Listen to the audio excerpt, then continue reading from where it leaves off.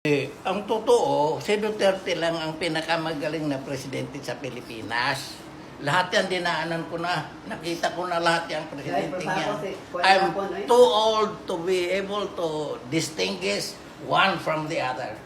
Okay. Yan si Duterte. Dati, pag may hihingin kami nung araw sa AFP, sasabihin walang budget.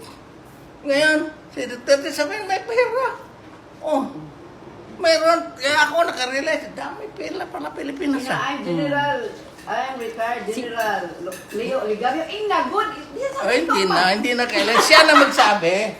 Siya na magsabi na ako, retired general ba? But Marcos also one of the best presidents. Oh, yes. Oh, exactly.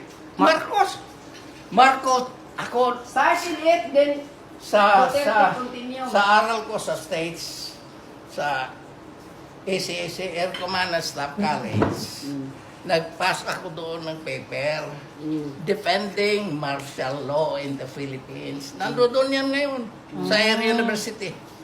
Papel yun, I defended the declaration of Marcos of martial law in the Philippines. Nandoon yan. And then, ano sabi mo doon? Sinabi ko, justified. Okay. Because, ano gusto nila? We were near anarchy during those times. Lahat ng mga sundalo, binabaril paglabas sa base ng NPA. Ang araw. Ganun yun. Okay, kung hindi, mabuti na nga, dineclare ni Marcos.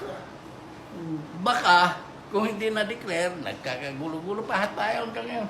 Pero, later on, nung marami na akong nadinig ng kay Ninoy-Ninoy na yan, nakala kong totoo. Puro ka barastugan pala yung pautargis na. Alis ko!